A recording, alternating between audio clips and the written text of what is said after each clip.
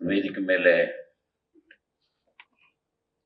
ಆಸೀನರಾದಂಥ ಮೊದಲು ನಿರ್ಮಾಪಕರಾದ ಅನ್ನದಾತರಿಗೆ ಹಾಗೂ ಕಲಾಭಿಮಾನಿಗಳಿಗೆ, ಗಣ್ಯ ವ್ಯಕ್ತಿಗಳಿಗೆ ವಂದಿಸ್ತಾ ಇದ್ದೀನಿ. ಅನ್ನದಾತರು ಅಂತ ಯಾಕೆ ಹೇಳಿದೆ ಅಂದ್ರೆ, ಅವರಿದ್ರೇನೆ ಕಲಾವಿದರು, ತಂತ್ರಜ್ಞರು ಎಲ್ಲರೂ ಕೂಡ. ನನಗೆ ಈ ಸಿನಿಮಾಗೆ ಶೂಟಿಂಗ್ ಕರ್ಕೊಂಡು ಹೋಗ್ಬೇಕಾದ್ರೆ ಪ್ರೊಡಕ್ಷನ್ ಕಾರ್ ಬರಲಿಲ್ಲ, ಅವ್ರ ಕಾರಲ್ಲೇ ನನ್ನನ್ನು ಕರ್ಕೊಂಡು ಹೋದ್ರು. ರೆಹಮಾನ್ ಅವರು ಕರ್ಕೊಂಡೋಗಿ, ಇನ್ನು ಶೂಟಿಂಗ್ ಲೊಕೇಶನ್ ಹತ್ರನೇ ಇದೆ, ಊಟ ಎಲ್ಲಿ ಅಲ್ಲೇ ಮಾಡೋದು ಅಂತ ಅನ್ಕೊಂಡಿದ್ದೆ. ಆದ್ರೆ ಹೋಗೋ ದಾರಿಯಲ್ಲೇ ಒಂದು ಒಳ್ಳೆ ಹೋಟ್ಲಿಗೆ ಕರ್ಕೊಂಡೋಗಿ ಊಟ ಮಾಡಿಸಿ, ಒಳ್ಳೆ ಬಿರಿಯಾನಿ ಫ್ರೈಗಿ ಎಲ್ಲ ಕೊಡಿಸಿ ತಿನ್ನಿಸಿ ಕರ್ಕೊಂಡೋದ್ರು. ಅದಕ್ಕೆ ಅನ್ನದಾತರು ಅನ್ನೋದು ನಿರ್ಮಾಪಕರಿಗೆ ಡಾಕ್ಟರ್ ರಾಜಣ್ಣವರು, ವಿಷ್ಣು ಸಾರು ಹೇಳಿಕೊಟ್ಟಿದ್ದಾರೆ. ನೀವು ನನ್ನನ್ನು ಎಷ್ಟು ಸಿನಿಮಾದಲ್ಲಿ ನೋಡಿದಿರೋ ಏನೋ, ಆದ್ರೆ ನಾನು ಎಲ್ಲೇ ಹೋದ್ರೂ ಕೂಡ ಯಜಮಾನ ಚಿತ್ರದ ಡೈಲಾಗ್ ಮರ್ಯಾದೆ ಇಲ್ಲ. ಅಭಿಮಾನಿಗಳು ಕೂಗಾಡಿ ಕೇಳ್ತಾರೆ. ನಾನು ಸೊಲ್ಲಾಪುರ್ಗೆ ಕಾರ್ಯಕ್ರಮಕ್ಕೆ ಹೋಗಿದ್ದಾಗ ಅಲ್ಲೆಲ್ಲ ಈಗ ಮಹಾರಾಷ್ಟ್ರಾಗ ಹೋಗಿದೆ, ಅದು ಎಲ್ರಿಗೂ ಗೊತ್ತಿದೆ.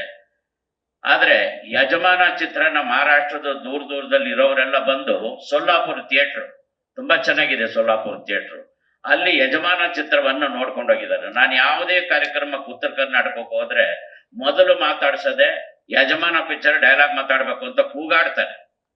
ಅಂತ ಒಂದು ಒಳ್ಳೆ ಹೆಸರನ್ನ ತಂದ್ಕೊಡ್ತು ನನಗೆ.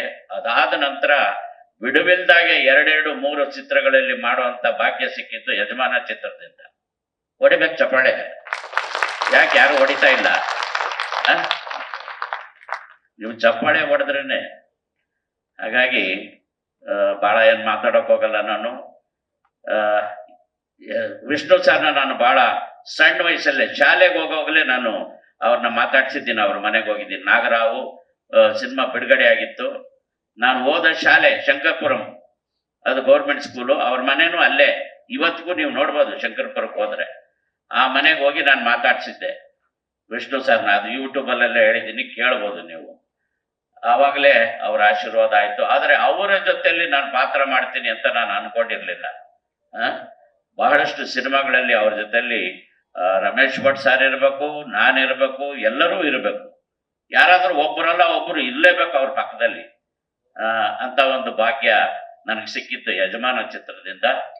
ಆಮೇಲೆ ಬಹಳ ನಾನು 2 ತಿಂಗಳ ಹಿಂದೆ ತುಂಬಾ ಹತ್ತುಬಿಟ್ಟೆ ನಾನು. ಕಿಂಗ್ಸ್ ಕೋರ್ಟ್ ಹೋಟೆಲ್ ಅಲ್ಲಿ ನಮ್ಮ ಸ್ನೇಹಿತರು ಅಲ್ಲಿ ರೂಮ್ ಮಾಡ್ಬಿಟ್ಟಿದ್ರು. ಒಂದು ಕಾರ್ಯಕ್ರಮಕ್ಕೆ ಹೋಗಿದ್ದೆ.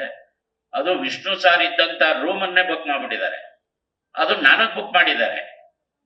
ನಾನು ಇವತ್ತು ಆ ರೂಮ್ ಮುಂದೆ ಹೋದ್ರೆ ನೋಡ್ಬೋದು ನೀವು, ವಿಷ್ಣು ಸಾರ್ ಫೋಟೋನ ಇದು ಅಲ್ಲಿ ಚಿತ್ರೀಕರಿಸಿದ್ದಾರೆ. ಅಲ್ಲಿ ನಾನು ರೂಮ್ ಒಳಗಡೆ ಹೋಗಿ ಕೂತ್ಕೊಂಡು ಹೊರಗೆ ಬಂದ್ಬಿಟ್ಟೆ. ನಾನು ಇರಲ್ಲ ಈ ರೂಮಲ್ಲಿ ಅಂತ ಅಂದ್ಬಿಟ್ಟು ಸುಮಾರು ನಾನು 2 ಅವರ್ ಹತ್ತಿದ್ದೀನಿ ನಾನು ಆ ರೂಮಲ್ಲಿ ಇರಲ್ಲ ಅಂತ. ಹಾಗಾಗಿ ಅವರ ನೆನಪು ಇವತ್ತಿಗೂ ಕೂಡ ಎಲ್ರೂ ಕಾಡ್ಸುತ್ತೆ. ಅಂತ ಸಿನಿಮಾ ಮತ್ತೆ ಬಿಡುಗಡೆ ಆಗ್ತಾ ಇದೆಯಲ್ಲ ಅನ್ನೋದೊಂದು ಸಂತೋಷ. ನೀವೆಲ್ಲರೂ ಮತ್ತೆ ಆ ಸಿನಿಮಾಗಳನ್ನ ಥಿಯೇಟರ್ಗೆ ಹೋಗಿ ನೋಡ್ಬೇಕು ಅಂತೇಳಿ ತಮ್ಮಲ್ಲಿ ಪ್ರಾರ್ಥಿಸ್ತೇನೆ. ನಮಸ್ಕಾರ.